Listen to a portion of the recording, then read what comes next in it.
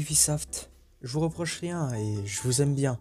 Je sais que vous pouvez faire bien mieux que ce que vous en avez été capable. Les Splinter Cell, les premiers Far Cry, ou bien même les Rainbow Six Siege. Mais là, comment vous dire? Vous êtes sérieux de nous avoir sorti Watch Dogs Legion dans cet état? Alors je sais qu'il y a eu des problèmes dans les locaux, je n'y reviendrai pas, il y a d'ailleurs des grands youtubeurs qui en parlent bien mieux que moi. Mais si on reste du côté des grosses sorties du jeu, je suis énormément déçu. Immortal Phoenix Rising n'a rien à voir avec Breath of the Wild, même s'il partage des mécaniques, mais je reste quand même salé de voir que les journalistes l'adulent alors qu'il est exempté de défauts.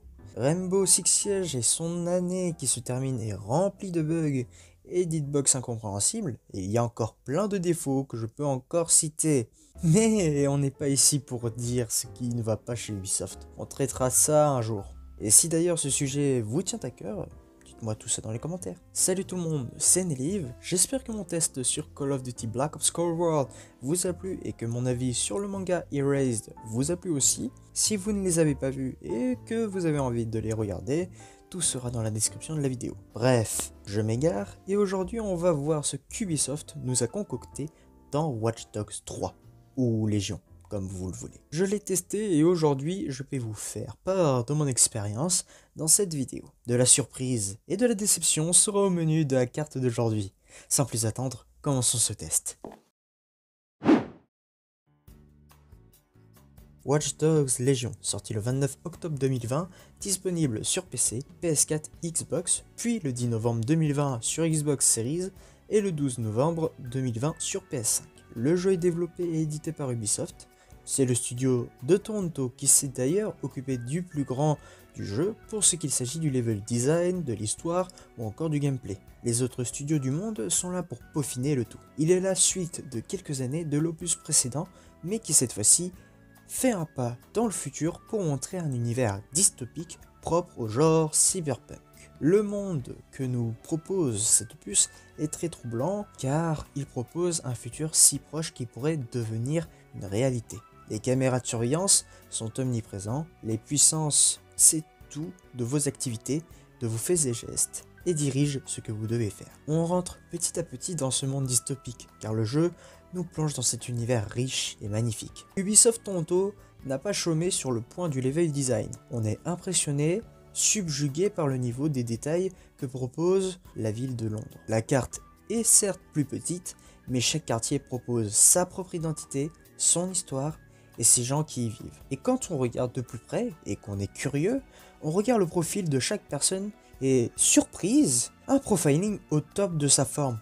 Des détails comme les activités qu'il s'apprête à faire, son avis sur DedSec, s'il l'apprécie ou pas, ou encore ses spécialités. C'est incroyable le niveau de détail et le soin apporté par le studio.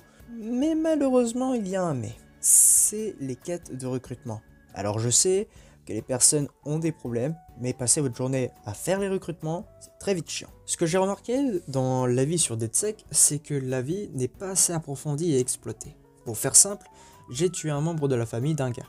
Une mission plus tard, ce même gars m'a accepté alors que je venais de tuer son frère. Il y a à peine 20 minutes. C'est simple, il n'y a pas eu d'approfondissement sur ce sujet. Et c'est dommage, car ce sujet aurait pu être poncé un peu plus comme les répercussions sur nos actes. Comme un gars qui arrive devant nous pour venger un de ses potes arme dans la main. Ou un gars qui se joint à Albion, tout cela aurait pu énormément gratifier au jeu. Et ne me dites pas que vous n'êtes pas capable. Vous l'aviez déjà fait sur Assassin's Creed Rogue. Mais bon, je peux au moins m'amuser avec Super Papy, qui tasse tout le monde pour sauver Londres.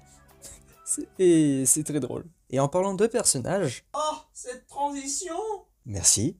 Vous pouvez, du coup, comme expliqué par le système de recrutement, incarner tout le monde. Et là, grosse frayeur. Je doute qu'avec seulement 40 Go, que le jeu possède énormément de voix en stock. Je vous promets que dans ma partie, j'ai 2 blacks qui ont la même voix et la même façon de parler. Bon après, ce n'est qu'une petite frayeur comparée à ce qui va suivre. Alors, l'histoire est quelque chose qui est très important pour moi. Alors, qu'est-ce qu'il propose? Direction Londres, alors que l'espion Dalton Wall, devenu membre de DedSec, tente de désamorcer une bombe dans les sous-sols des maisons du Parlement, il découvre que plusieurs autres bombes ont été placées dans des endroits stratégiques de la ville. Sur place, les autres membres de DedSec, dont Sabine Brandt, s'y rendent mais sont attaqués par des groupes d'hommes. Dalton se fait tuer suite à un discours du leader suprême des méchants. Nous sommes en guerre. Le groupe militaire Albion prend les commandes de la ville afin de rendre la ville plus sûre et plus stricte. Sabine, qui a survécu à l'attaque, cherche de nouveaux alliés pour poursuivre son combat. Alliés que nous incarnerons, avec un total de 20 personnages que vous pouvez avoir dans votre groupe. Pour l'histoire, je reste mitigé. Il y a ce côté drôle et coloré de Watch Dogs 2 que j'ai aimé et le mauvais côté de Watch Dogs 1. À savoir ce côté sombre qui rappelle que ce genre de choses existe déjà de nos jours. Comme pour Erased, Ubisoft n'a pas peur de montrer le mauvais côté du monde. Même si il y a un truc qui commence à m'énerver et qui commence à me titiller. C'est le message qu'ils veut envoyer. C'est trop prévisible et même déroutant. Le jeu n'a qu'un seul objectif, nous dire que c'est mal d'être méchant et que DedSec, c'est la liberté, la joie, la bonne humeur. Mais quand tu tues un garde pour poursuivre ta mission et que ce garde avait une famille, tu crois que c'est la joie pour eux?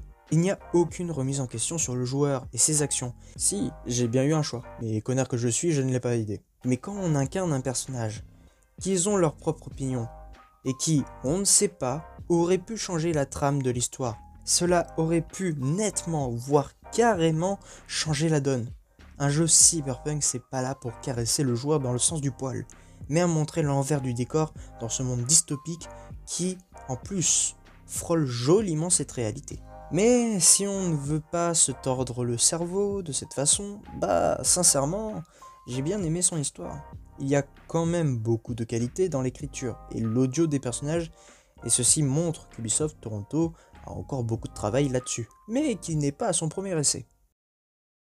Je vous rassure, Watch Dogs Legion a des qualités, à commencer par le système de recrutement qui est juste incroyable de pouvoir incarner qui on veut. C'est une des choses qui a été demandée dans ce qu'il s'agit d'améliorer le profiling des NPC. Et oui, j'ai fait une partie de l'histoire avec Super Papy. Si on reprend ce qu'on a dit au début, on peut noter le game design qui mérite qu'on les applaudisse pour nous avoir proposé un monde plus beau que de simples contrées de pleine nature qui puent la campagne de fermiers de vikings. Et parmi ces qualités, je retiens l'humour qui reste primaire depuis le deuxième opus, quoique bien décevant à certains moments. Mais il y a des défauts, à commencer par les bugs qui sont toujours présents, propres à Ubisoft. Je compte même pas le nombre de jeux qui sortent totalement buggés, qui sont parfois drôles et parfois chiants, auquel cas j'ai envie de mourir. La non-identification des personnages incarnés.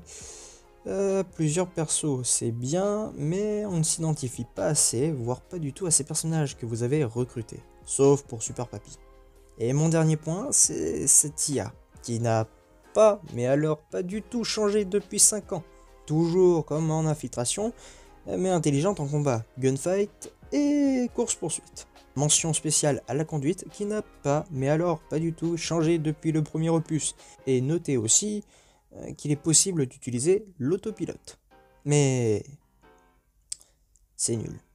Je terminerai ce test par la bande originale qui est correcte et cohérente avec le monde futuriste de cette génération. En conclusion, j'ai adoré jouer à Watch Dogs Legion. Il n'est pas mauvais, mais il n'est pas encore bon. J'ai eu du mal à m'accrocher à l'histoire à cause des personnages dont je ne m'identifiais pas. Merci d'avoir regardé cette vidéo. N'hésite pas à t'abonner à la chaîne si ce n'est pas fait et à activer la cloche car la semaine prochaine on parlera de Worms, Rumble avant de faire mon test sur Cyberpunk 2077. C'était Nelive, ciao!